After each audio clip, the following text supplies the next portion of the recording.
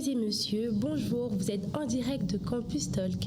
Aujourd'hui, nous allons parler d'un sujet très essentiel, Femmes, connais tes droits et agis. Dans un monde où, dans le milieu féminin, l'ignorance prime, beaucoup de femmes ignorent leurs droits et ne savent pas comment il faudrait agir dans certains endroits. Nous allons en parler aujourd'hui. Nous avons nos merveilleuses chroniqueuses et nos merveilleuses invitées pour agrémenter ce podcast. Mais bien avant tout, jingle.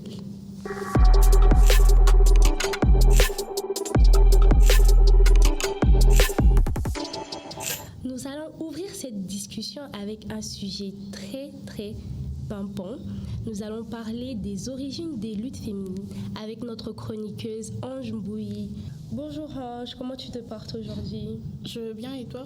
Je vais très bien, merci. Est-ce que tu es prête pour nous dire les éléments de ta chronique? Exactement. D'accord, on t'écoute. Aujourd'hui, je parlerai sur les combats de droits de femmes, plus précisément sur le plan historique. Tout d'abord, je tiens à rappeler que le mois de mars, mois de la femme, c'est une occasion par laquelle le droit de femme n'est pas né par hasard. C'est une lutte menée à travers le temps, une longue lutte menée à travers le temps. Cette lutte débute aux États-Unis et en Europe, où il y a eu un déclic. Les femmes, elles se sont dit que vas-y, on travaille beaucoup trop et on travaille aussi dans des conditions médiocres. Et ces femmes, elles se sont révoltées non seulement pour les conditions de travail ou les heures de travail, non, mais c'était aussi pour le droit politique. Ces femmes, elles ont travé les interdictions, ces femmes, elles se sont fait emprisonner auparavant pour qu'aujourd'hui nous ayons le droit de vote.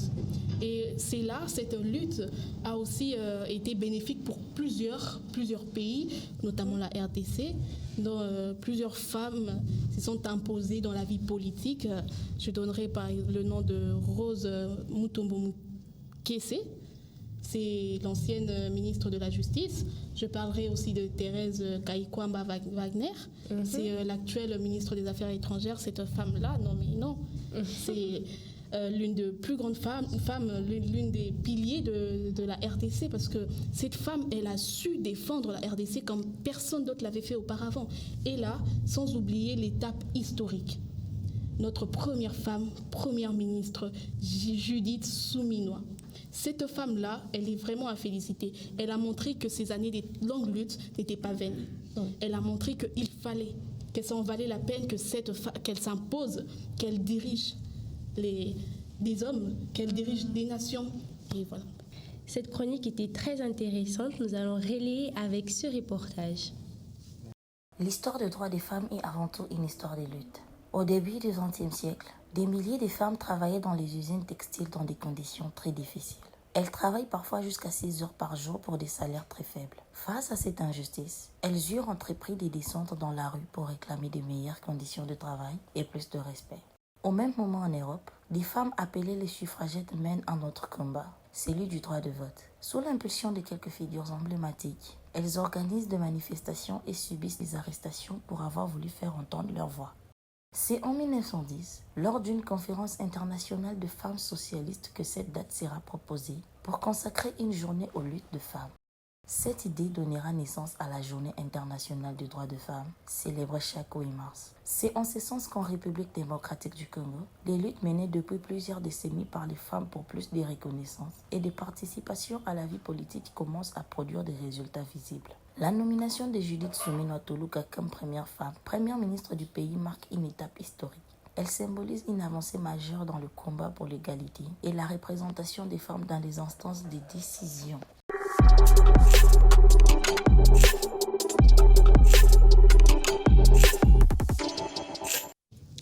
J'espère que vous êtes très intéressés par notre chronique et aussi par le reportage que nous venons de suivre. Et nous avons le plaisir d'être avec nous sur ce plateau avec notre invitée qui s'appelle Madame Anne Chimba. Bonjour Madame Anne, comment vous allez aujourd'hui? Bonjour Melka, je vais bien, merci. Et toi? Je vais très bien, j'espère que vous vous sentez à l'aise parce qu'on a des tas de questions à vous poser. Ok, je suis prête. Alors, Madame Anne, est-ce que vous pouvez nous expliquer qu'est-ce qui a été la motivation de la femme pour s'imposer dans la société d'aujourd'hui? Qu'est-ce qui a été ses premières envies? D'où vient cette motivation, cette envie, cette ampleur aujourd'hui? Est-ce que vous pouvez nous dire? Ok, merci beaucoup Milka. Alors, comme l'a dit Madame Ange ici présente, déjà, il faut savoir que la lutte de la femme débute au début du XXe siècle, aux États-Unis plus précisément, où de milliers de femmes qui travaillaient dans des usines de textiles se sont rendues compte qu'au fait, elles avaient beaucoup d'heures de travail qu'à la normale de choses. Elles avaient entre 14 heures et 16 heures de travail et un salaire très minable. Ok. Alors, ces femmes se sont décidées en 1908, précisément un certain 8 mars 1908, elles sont décidées de descendre sur le terrain, de marcher, de revendiquer. De revendiquer leurs droits. Oui, et c'est là où tout a commencé. Au départ, elles revendiquaient le fait d'avoir droit au vote, parce que aussi à cette époque, elles ne pouvaient pas voter. Et elles revendiquaient cela, et elles revendiquaient aussi avoir de meilleurs traitements et un bon salaire. Des meilleurs traitements et un bon salaire. Oui. Ok, mais par rapport aux défis de cette époque-là et les défis d'aujourd'hui, si on devait les mettre sur une balance, vous pensez que les femmes du XXe siècle et les femmes d'aujourd'hui ont beaucoup plus de courage? Je ne sais pas si vous comprenez ce que je veux dire. Oui, je comprends ce que vous dites. En Oui. fait, le courage de femmes d'aujourd'hui vient de celle du XXe siècle. D'accord. Parce que ces femmes-là, à cette époque, aujourd'hui, nous pouvons lutter parce qu'on nous a tracé de bases. Mais elles n'avaient pas de base. Elles traçaient ces bases-là. Vous voyez un peu? Alors, lorsque tu as une Clara Zetkin qui s'élève un beau jour, en 1910, pour dire que non, voilà, désormais, chaque année, on va commencer à célébrer le 8 mars. Imaginez un peu. Ça ne s'est jamais fait auparavant. Lorsque vous avez, en 1918, Emmeline, qui, en Angleterre, s'est dit que non, nous, on veut voter, et obtient ses droits de vote. Donc, dites-vous que ces femmes, elles ont tracé un chemin. Un chemin que nous, aujourd'hui, nous suivons. Et si on doit aller encore, si on doit revenir chez nous en RDC, mais il y a eu des femmes qui ont porté le haut, l'étendard de notre nation. Comme l'a dit Ange ici présente. Il y en a eu plusieurs auparavant. Notamment, nous avons cette femme aux côtés qu'on appelait femme aux côtés de Lumumba, André Baudouin. Ok. André Baudouin, qui l'histoire nous raconte, cette femme, c'était une femme, pendant que les hommes étaient sur la table ronde, en train de discuter à Bruxelles, elle était sur le terrain, en RDC, en train de faire marcher les femmes, pour que non seulement on ait l'indépendance, mais aussi pour que le droit de femme soit reconnu. Que dire de cette journaliste? Sûrement que vous la connaissez très bien, Louise Ophélie. Louise Ophélie. Oui, exactement. Cette femme qui, en 1950, s'est dit, ben non, les hommes sont des hypocrites. Parce qu'ils luttent pour le droit, pour l'indépendance. Mais pendant ces temps, les femmes sont là domestiques à la maison. Les esclaves, c'est ça. Les esclaves, exactement. C'est ça. Et d'ailleurs, en parlant de ça, qu'est-ce que vous dites des hommes qui ont l'habitude de rabaisser les femmes, qui ont l'habitude de chosifier la femme, en fait? Qu'est-ce que vous pouvez leur donner comme leçon, maintenant qu'on y est? Qu'est-ce que vous pouvez dire à ces hommes pour les recadrer un peu? Si je peux parler à ces hommes qui ont tendance de rabaisser leurs femmes, de les humilier et tout ce qui va avec, faut savoir que l'on ne construit pas... Rome ne s'est pas fait seul, déjà, pour commencer. Seul, on part, mais à deux, on part plus vite. On part plus vite, oui. Alors, la femme, déjà, si on doit dans la chronologie biblique, la femme, elle a été créée pour aider l'homme. Elle n'a pas été créée pour être chosifiée, mais pour apporter une aide. Exactement. Alors, cela serait vraiment très mal dans le monde d'aujourd'hui de limiter cette femme-là, parce qu'elle a des compétences, comme vous ici présente. Ok. Et revenons à la journée du 8 mars. Comment pensez-vous qu'elle doit être célébrée par les femmes? Parce que j'ai l'impression que c'est une journée qui passe un peu trop de manière ordinaire. Mais est-ce que vous pensez qu'il devait y avoir une manière de célébrer vraiment l'indépendance, ou bien le fait que la femme reconnaisse enfin ses droits? Oui, exactement. Il y a une bonne manière de célébrer cette journée. La journée de 8 mars n'est pas qu'une journée où on doit s'habiller en pagne, où on doit tarifer l'homme à la maison, c'est le 8 mars et tout ça. Mais c'est aussi une journée où on doit prendre conscience de nos droits et savoir comment les revendiquer. Parce que tu peux beau avoir de droits, mais si tu ne sais pas comment les revendiquer, tu vas mal les revendiquer. Tu vas très mal les revendiquer. C'est pour ça que il y a beaucoup de problèmes aujourd'hui, parce que plusieurs femmes ne connaissent pas comment revendiquer leurs droits. Donc, il faut connaître leurs droits, comment le revendiquer, et aussi poser des actions. Il faut poser des actions. D'accord. Exactement. Si je vais retenir connaître ses droits et les revendiquer, poser des actions. C'est très important ce que vous venez de dire. Je peux poser une question? Bien évidemment, Madame Ange, sentez-vous à l'aise. Et aujourd'hui, nous parlons de revendiquer le droit, bien sûr, mais très souvent, cela est mal pris. Et il y a ces femmes, aujourd'hui, qui sont traitées d'impolies ou de fois qui oublient leur devoir de femme. Qu'est-ce que tu peux dire à ces femmes? Exactement. Bon, déjà, c'est pour ça que j'ai dit qu'il faut connaître ses droits et savoir comment les revendiquer. Les revendiquer, oui. Parce que, parlons de la parité entre hommes et femmes. La loi de la parité en RDC a été mise en vigueur, premièrement, lors du Code des familles 2006. Mais elle a vu réellement le jour le 15 mars 2016. OK? Cette loi stipule que la femme et l'homme sont égaux devant la loi en termes professionnels. On ne dit pas en termes ménagers. On parle de la profession. Vous voyez un peu? Oui. Maintenant, on traite de femmes d'impolies aujourd'hui. Pourquoi? Parce que toi, qui es dans ton bureau avec ton collègue, tu veux montrer que vous êtes égal avec ton collègue et tu veux aussi montrer que tu es égal avec ton mari à la maison. Ah, c'est là où ça bug. C'est là où ça ne C'est passe là où ça passe pas. Mais si tu es dans la logique de choses, je connais mon droit en tant que femme. Je sais qu'en tant que femme, voilà, j'ai le même droit de salaire que mon collègue homme. On ne peut pas me malmener parce que je suis une femme. Tant que je fais les mêmes métiers avec lui, j'ai le droit à ces salaires. Vous voyez un peu? Si je connais cela et que je mène des actions pour cela, je revendique cela sera dans la norme. Mais ces femmes, elles peuvent bien connaître leurs droits. Ça, c'est vrai.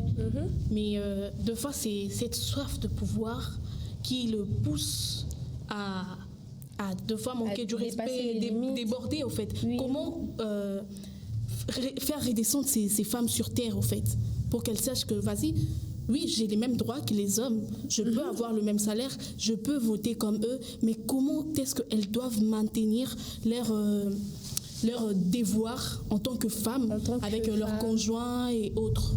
Déjà, la femme doit comprendre que c'est pas parce qu'on fête le 8 mars qu'elle est plus spéciale que l'homme. Que l'homme, exactement. Ok. Si le 8 mars existe, c'est parce qu'à une époque, la femme n'était pas respectée comme aujourd'hui. C'est pour ça qu'il y a eu deux personnes qui se sont dit, pourquoi pas, essayons aussi de nous imposer. C'est ça. Cela ne fait pas qu'elle soit plus spéciale que l'homme, en rien. Voilà. J'espère que cet échange vous a intéressé autant qu'à moi. Nous allons dire merci à notre invitée. Merci beaucoup, Madame Anne Chimba, d'être passée ici. Est-ce que vous avez un dernier mot? Merci beaucoup, Milka, de l'invitation. Le dernier mot que je peux dire ce matin, c'est que, chères femmes, le 8 mars, c'est bien, mais s'il vous plaît, posons des actions concrètes. Posons des actions concrètes. Il ne faut pas oublier ça surtout.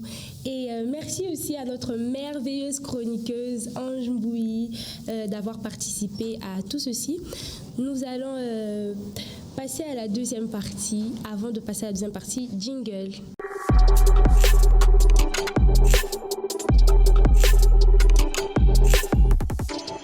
De retour sur ce plateau, nous allons parler cette fois des droits conquis et des défis actuels. Nous sommes avec notre chroniqueuse, Madame Blessing Foura. Comment vous allez aujourd'hui? Je veux bien, et vous? Je vais très bien. Est-ce que vous êtes heureuse d'être avec nous dans Campus Talk? Oui, bien sûr, je suis heureuse. Et vous êtes très belle aujourd'hui. Oh, merci beaucoup. Vous êtes très élégante également. Merci. Est-ce que vous êtes prête à nous partager votre chronique? Oui, je parle de droits des femmes. Le 8 mars, c'est une journée internationale de droits des femmes où on célèbre le progrès. Avant, les femmes n'avaient pas droit aux études, au travail, au vote et à la participation politique. Mais après, avec le temps, avec le lutte de notre quotidien, nous avons eu enfin quelques droits que, malgré les défis qu'on rencontre toujours, on essaie un peu de se battre pour ne plus être basé sur des violences, les injustices, les inégalités salariées et tout ce qui passe avec. Ah, ok, d'accord, c'est très intéressant. On va appuyer tout ceci avec le reportage de Madame Esther Kaseka.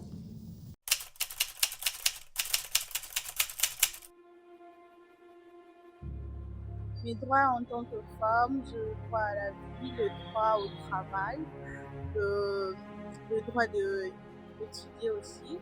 Et en tant qu'étudiante, j'ai le droit à la leadership, j'ai le droit d'être respectée et protégée, j'ai le droit d'être traitée aussi avec l'égalité.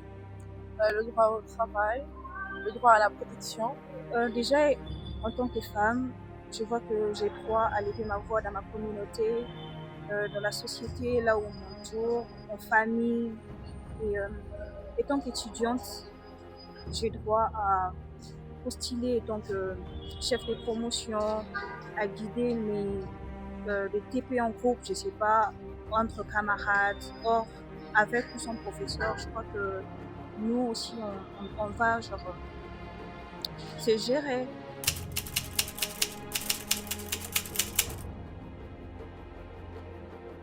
Au sein de l'université, je dirais pas vraiment, pas à 100%, parce qu'il y a certaines filles qui ont tendance à se retirer des avantages qu'on peut. La femme a la place ici à l'université. Par rapport au travail, par rapport au débat, oui, la femme joue la même fonction que l'homme ici au sein de l'université référendaire. Je dirais pas sur 100% c'est respecté, non, quand même, je vois des femmes qui sont là en train de se battre au niveau de la société, au niveau de l'université. Je pense que c'est un peu respecté, mais pas à 100%, je peux dire.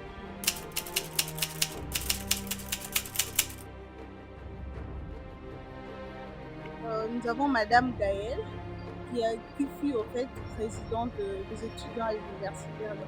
Parce qu'on a aussi de femmes CP, c'est pas seulement les hommes, donc ce qui montre que la femme s'impose aussi au milieu des hommes. Je vois, il y a quand même des femmes aussi qui s'intéressent dans des activités, donc dans les départements de la femme ou dans d'autres classes.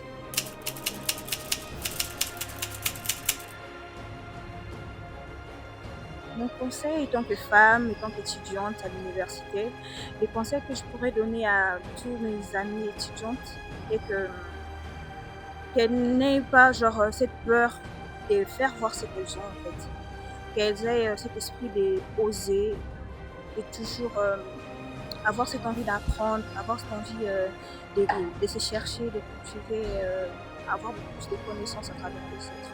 En tant que femme, étant donné que la femme a déjà de la place au sein de l'université au niveau des étudiants, en tout cas moi, j'aimerais aussi que nous ayons de plusieurs femmes aussi. Et bon, parce que déjà si on parle de l'égalité, moi personnellement, je me dis que la femme est égale à l'homme au sein de travail comme ça et tout ça.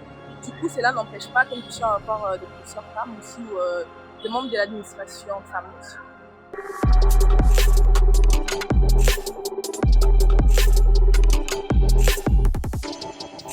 Vous avez suivi avec nous la réponse de tous ces étudiants qui connaissent leurs droits. Nous avons aussi le plaisir de recevoir sur ce plateau la présidente des étudiants de l'université Révérend Kim, Madame Blessing Boinga. Bonjour à vous. Bonjour Madame. Comment vous allez? Vous êtes très élégante. Merci beaucoup, je me porte bien, merci. Et vous? Je vais très bien aussi. Est-ce que vous pensez que les étudiants connaissent leurs droits ou comment ils font pour les revendiquer au cas où ils ne les connaissent pas? Comment ils font pour s'appliquer à leurs droits et tout ce qui va avec? Alors, juste pour rectifier, je suis la vice-présidente des étudiants.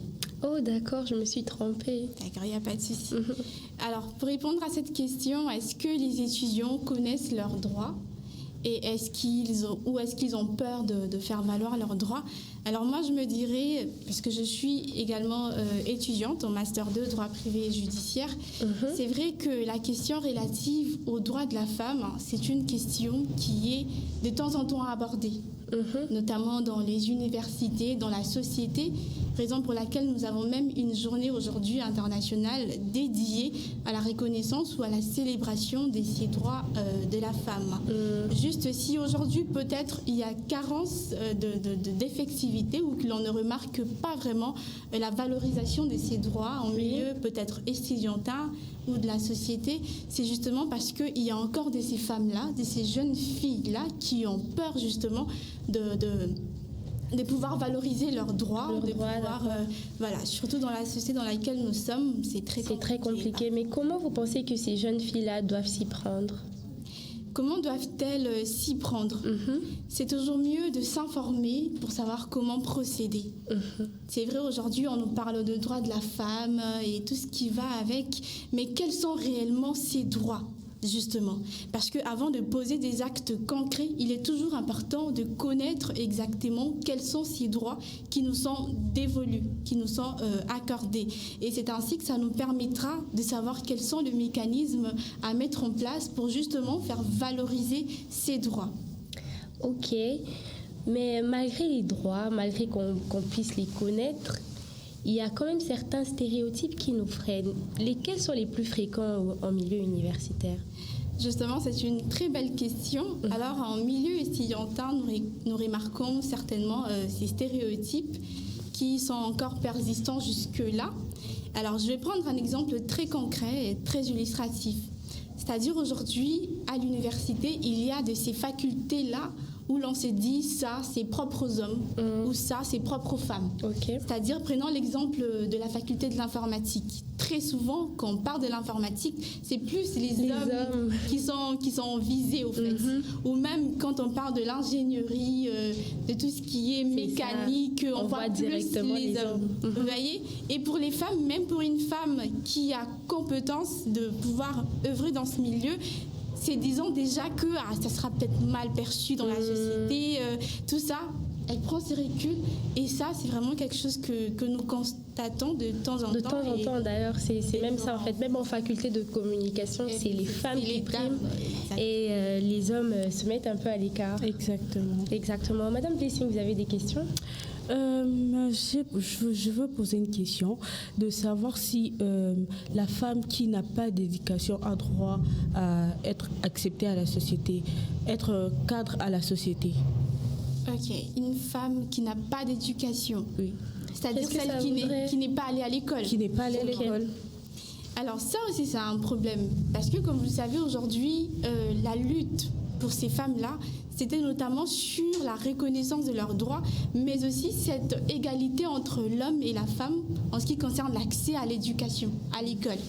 Un problème que nous avons constaté, c'est que dans les sociétés primitives, n'avaient plus droit à aller à l'école que les hommes. C'est-à-dire que quand les parents n'avaient pas suffisamment de moyens, c'est plus les hommes qui étaient privilégiés. C'est ce qui faisait qu'on avait plus de femmes non instruites que des hommes. Vous voyez? Mais ce n'est pas pour autant qu'il faudrait dire que ces femmes n'ont pas de droit. Pas du tout. Elles ont le droit à l'instruction, elles ont le droit qu'on le reconnaisse et valorise comme tout être humain dans la société. Avoir l'éducation, c'est déjà un droit. Exactement. Et on dit qu'un droit est réel quand il est appliqué. Comment vous pouvez nous expliquer comment on peut faire pour appliquer nos droits entre collègues ou dans des relations de manière très simple? Exactement. Alors, c'est vrai qu'un droit n'est réel que lorsqu'il est appliqué. Parce qu'aujourd'hui, vous pouvez avoir toute connaissance sur vos droits, mais si vous ne savez justement pas en jouir, c'est très compliqué. Alors, parlons de droits de la femme, surtout en administration, parce que je suis vice-présidente des étudiants et il m'arrive parfois de m'entretenir avec les hommes et les femmes. Et j'essaye vraiment du mieux que je peux créer une sorte d'égalité, un climat assez détendu, de telle sorte que tous les genres se retrouvent. C'est-à-dire que les hommes sont valorisés, mais les femmes aussi. C'est-à-dire que ces femmes doivent avoir cette facilité à justement, non seulement elles ont conscience de leurs droits, mais aussi savoir comment les faire valoir. C'est-à-dire ne pas avoir peur d'oser, ne pas avoir... Parce que quand on parle plus peut-être de la politique, on voit les hommes. Quand on parle peut-être de la bonne administration, on voit les hommes. Alors qu'il y a ces femmes qui sont compétentes. Alors quand vous ressentez que vous avez les atouts nécessaires, que vous soyez femme ou pas, ayez cette capacité à pouvoir oser, vous exprimer, exploiter vos talents en fait.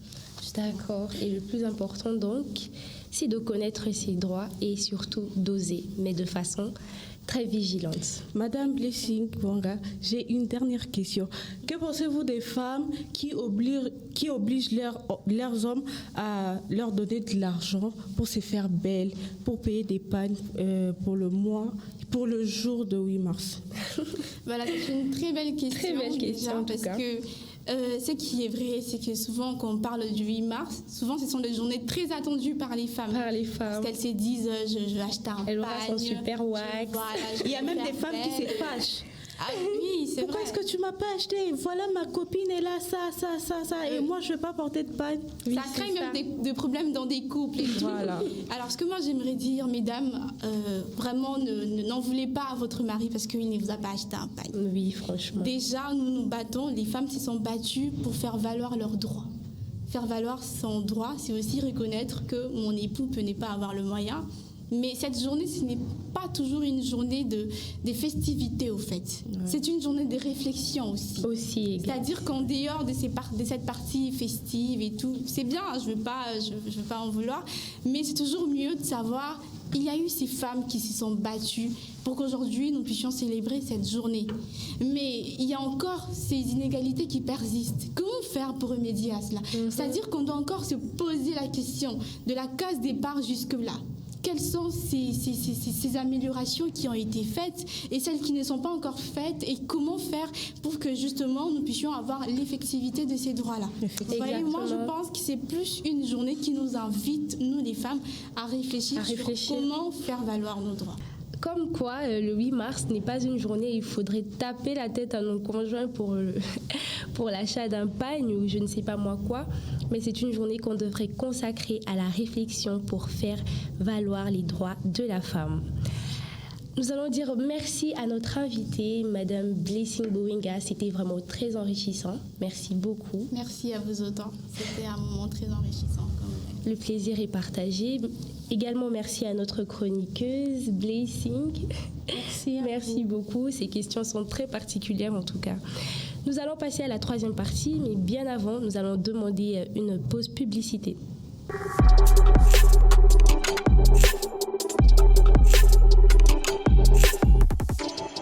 De retour ici pour cette dernière partie, nous allons parler de la femme et de ses droits. Nous allons parler de Femme, connais tes droits et agis. Pour en parler justement, nous avons notre chroniqueuse qui est ici avec nous. Jorida, comment tu vas? Ça va bien, merci. Et toi? Je vais très bien, merci. Est-ce que tu es prête à nous dire ta chronique? Oui, je suis prête. D'accord, on t'écoute. Alors, aujourd'hui, je parlerai sur des actions à mener. Tout d'abord, une femme doit se former et s'informer. Une femme doit se former, doit acquérir des compétences, des capacités, élargir ses horizons, ne pas se limiter, mais aussi s'informer. S'informer, une femme doit participer dans des conférences, élargir ses horizons, parce qu'une femme qui s'informe, c'est une femme qui connaît ses droits, qui connaît ses capacités et qui connaît ses valeurs. Mais aussi, il y a la prise de parole, oser parler en public. Participer à des débats, participer à des conférences et participer aussi à des conférences, des élocutions par exemple. Mais aussi à la confiance en soi. Une femme doit être confiante. Une femme doit être capable de parler. Une femme doit être capable de défendre ce qu'elle a à dire. D'accord, donc si je comprends bien, on ne se limite pas qu'à connaître ses droits, mais on va plus loin en cherchant à se former pour savoir comment les appliquer. Exactement. Et c'est très bien. Nous avons aussi le plaisir d'avoir sur cette table, sur ce plateau, notre invitée, Madame Cécilia Cassi, qui est la présidente des étudiants de l'Université Révérend Kim. Bonjour à vous. Bonjour madame. Comment vous allez? Vous êtes très bien habillée aujourd'hui. Merci, je vais bien et vous? Je vais très bien aussi. Alors, premièrement, est-ce que à l'Université Révérend Kim, il y a vraiment du pouvoir féminin? Je veux dire par là, est-ce qu'il y a vraiment, il y a aussi un cercle qui donne l'occasion aux femmes de pouvoir exercer leur pouvoir, de pouvoir démontrer leur intelligence ou de pouvoir exprimer leur savoir? Alors, merci. Si je dois répondre à cette question, je pense que déjà à l'Université Révérend Kim, il n'y a pas eu de barrière pour que les femmes étudiantes puissent se démarquer. Bien entendu, on a des délégués qui sont deux femmes. Ok. Il y a moi que je suis une femme, je suis présidente aujourd'hui. Alors, nous sommes en train de penser, trouver une plateforme où on va vraiment leur laisser les libre arbitre de bien, de bien se démarquer, de bien faire les choses, de s'ouvrir encore plus, en fait, de faire parler le mur de l'université Reverend Kim que voilà, il y a des femmes qui savent aller au-delà de ce que les gens peuvent attendre d'eux. Ah ok, d'accord. Mais qu'est-ce que vous pensez des préjugés? Par là, je veux dire que c'est vrai qu'il y a peut-être ce réseau qui fait en sorte que les femmes puissent s'exprimer. Mais après, on remarque quand même qu'il y a plus d'hommes que de femmes dans ce secteur-là. Donc, on sous-entend peut-être la majeure partie des personnes ou des gens pensent que pour qu'une femme arrive à un certain niveau, il faut qu'elle ait soit cédé quelque chose ou soit passé par un chemin inapproprié. Et qu'est-ce que vous en dites? Comment vous avez su surpasser tout ça pour arriver jusque-là aujourd'hui? Ce qui est sûr est que dans chaque domaine, nos femmes seront toujours contraintes de faire face à ces difficultés-là. Oui. Seulement, c'est à nous de savoir ce que nous voulons. Parce que je vais dire ici que, premièrement, nous restons humaines comme le masculin, l'homme. Si on nous voyait comme des hommes avec un H, on aura à bien distinguer nos tâches. Parce que ce qui est sûr, la femme, elle est une être, elle a des... Voilà, elle est une femme à la maison. Quand je parle de femme à la maison, foyer, mariage, vous comprenez? Oui, je comprends. Mais après, au-delà de ça, il y a de cercles où ces côtés doivent s'éteindre. Oui. Je dois faire valoir ma tête, disons, mon intelligence. Je dois dire ce que je pense. Vous voyez? C'est ça que les femmes doivent essayer de comprendre et d'inculquer. Parce que nous avons été plusieurs années, on nous a appris que non, la femme, c'est dans la cuisine, c'est là.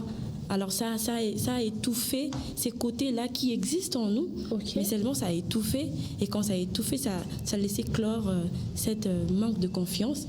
Alors cela a fait à ce que toutes les femmes, certaines, sont en train de faire leur vie, les enfants, elles se marient, mais après, elles ne donnent pas ce qu'un homme devait donner. Je comprends. Du coup, il faudrait juste placer les choses, chaque chose à sa place, et on aura à bien faire les choses ensemble. D'accord. Revenons dans le secteur universitaire.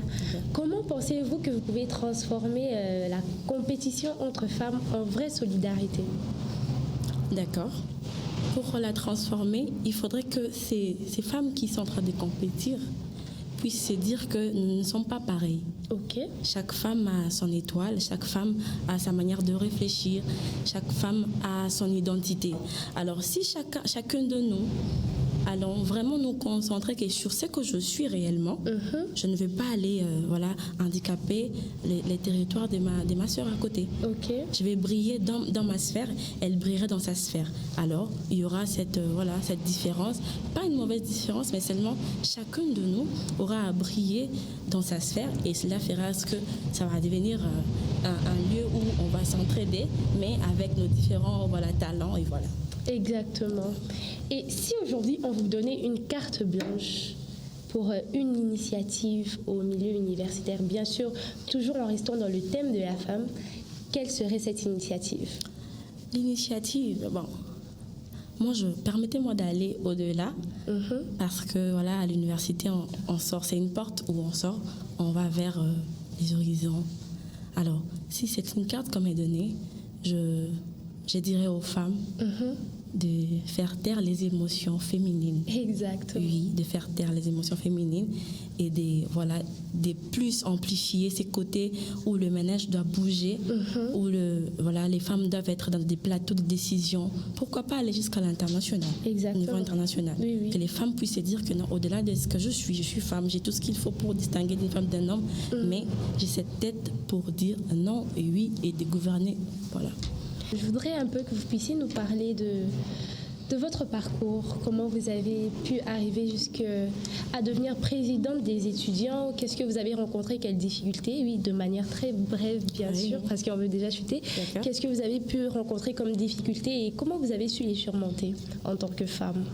Voilà, déjà ce qui est sûr, c'est que pendant ma candidature l'année dernière, je vais dire vrai, je n'ai pas été CP depuis mon G1 jusqu'en D2, D3 aujourd'hui. Je n'ai pas été CP ni déléguée facultaire, mais seulement j'étais en train de travailler dans la délégation. Je me démarquais dans ce que je faisais. J'étais tout le temps en train de tenir des conférences à l'université, de donner mes idées, de partager. Alors, je ne savais pas que ça brillait. Ça touchait des gens. Je ne savais pas. J'ignorais que j'étais en train de faire quelque chose qui était en train de faire valoir ce que je suis réellement. Oui. C'est par ça que ça m'a amené vers les élections et les gens autour ont vu ce que j'étais. Ils ont voulu me donner la main et voilà. C'est vrai que j'ai rencontré des difficultés, mais après nous nous sommes dit, nous avons un objectif à atteindre. Alors on s'est battu jusqu'à la fin et nous sommes là aujourd'hui à la tête de la coordination des révérends Kim. D'accord, donc être femme ne vous a pas empêché d'arriver où est-ce que vous êtes aujourd'hui. Et c'est tellement formidable d'entendre des témoignages pareils. Nous allons dire merci à notre invitée d'avoir accepté notre invitation. Merci à vous, madame. C'est moi qui vous remercie. Bien évidemment, merci aussi à toi, Jorida, pour ta chronique. Elle était très bien. Merci. Alors, nous sommes arrivés à la fin de cet épisode. Nous retenons que la femme n'a pas le droit d'être piétinée. La femme est aussi un être qui a le droit de faire parler son intellect. Ses compétences ne se limitent pas seulement à la cuisine. Elle a le droit de participer à chaque poste dans la société. À vous, femmes qui nous suivez, connaître vos droits est déjà un grand pas vers la liberté. Alors apprenez à les connaître, mais surtout agissez avec la tête haute. Nous vous disons merci de nous avoir suivis. Nous vous disons également à la prochaine. C'était Campus Talk.